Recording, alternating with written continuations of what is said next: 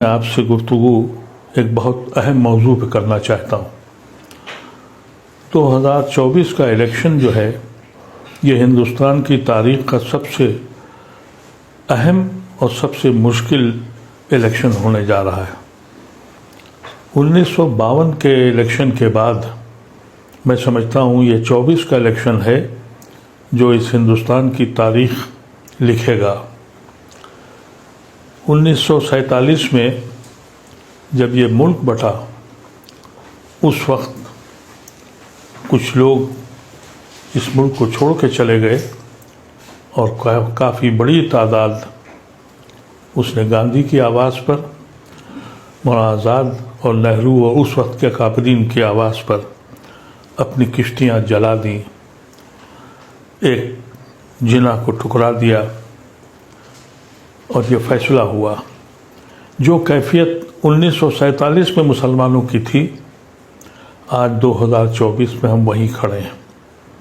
اس وقت کے کابرین نے ایک رائے دی کہ بھائی تم یہاں آ کے رہو، ہم سانجی وراثت میں رہیں گے۔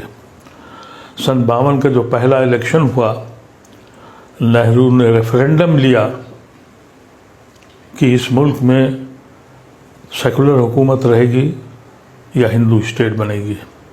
اس وقت کی عوام نے یہ فیصلہ کیا اور ہندوستان کے مسلمانوں کو بھی مسرت ہوئی کہ ان کا فیصلہ صحیح تھا۔ ہم مسلمانوں نے چاند و ستاروں کی تمنا نہیں کی تھی، ہم نے صرف یہی چاہا تھا کہ ہم عزت کے ساتھ اپنے بھائیوں کے ساتھ رہیں۔ پچھلے 10 سال سے جو کچھ ہو رہا ہے اس سے اس ملک کا کسان ہو، مزدور ہو اور کاریگر ہو، ہر طبقہ فکر مند اور پریشان ہے، اور بالخصوص مسلمانوں کے لیے اب فیصلہ کرنا ہے کہ ان کی زندگی کیسے گزرے گی۔ آپ کو اس میں ایک حقائق بتانا چاہتا ہوں، ہماری بربادی کے باعث میں ہم خود شریک ہیں۔ اگر آپ ہندوستان کے تجزیہ کریے تو 84 پارلیمنٹری سیٹیں ایسی ہیں جہاں مسلمان جتا سکتا ہے یا ہرا سکتا ہے، اس میں سے 72 سیٹیں بی جے پی کے پاس ہیں۔ 80% اسٹرائک ریٹ بی جے پی کا مسلم کانسٹیٹوئنسیز میں ہے۔ کس کو الزام دیں؟ کبھی سوچا ہے آپ نے؟ اس کے بعد دوسری اسٹرائک ریٹ بی جے پی کی ان اسٹیٹ سیٹوں پر ہے جو ریزرو سیٹیں ہیں۔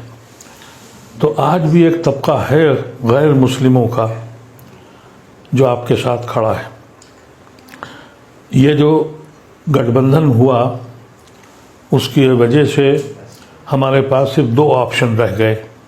ایک آپشن یہ ہے کہ اگر ہمیں اس ملک کو بچانا ہے اور اس ملک سے ہمارا تعلق یہاں کے آئین اور سنویدھان سے ہے، ایک طبقہ کھڑا ہوا ہے کہ ہم سنویدھان بچائیں گے، اور دوسرا طبقہ یہ کہتا ہے کہ ہم سنویدھان بدلیں گے۔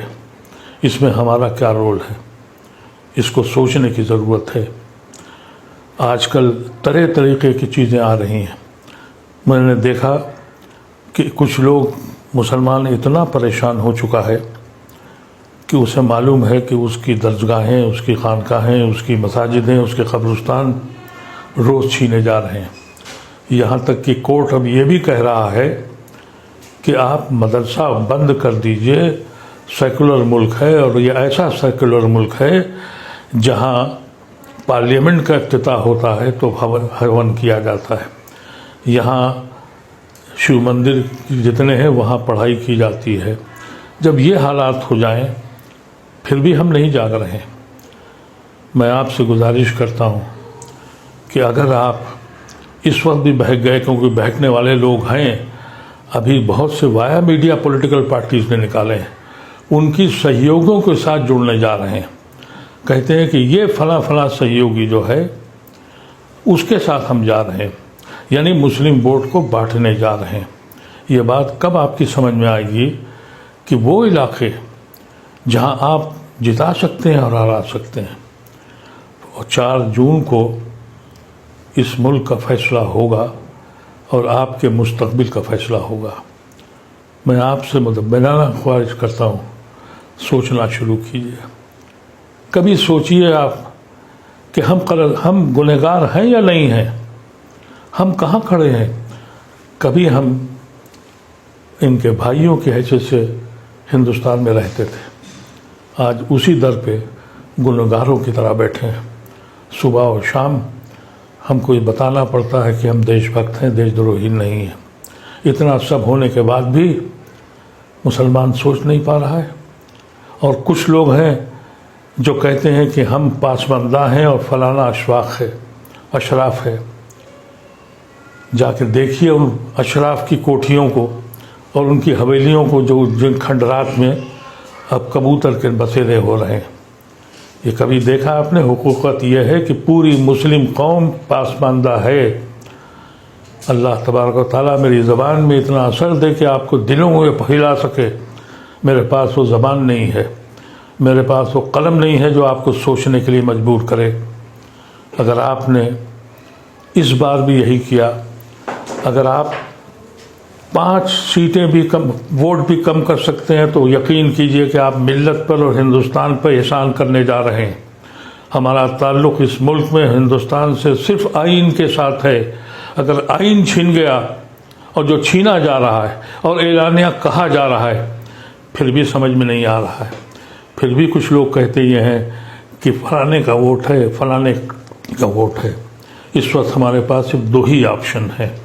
ایک آپشن یہ ہے کہ ہم ان لوگوں کے ساتھ جائیں جنہوں نے آئین کو بچانے کی کوشش کی ہے، اور ان لوگوں کی مخالفت کریں جنہوں نے ہمیں دھوکہ دیا ہے، اور جنہوں نے اپنے مقصد کے تحت جا کے NDA کے ساتھ گئے ہیں۔ ان لوگوں کو خاص طور سے آپ اندازہ کر لیں کہ ان کے خلاف آپ متحد ہو جائیں۔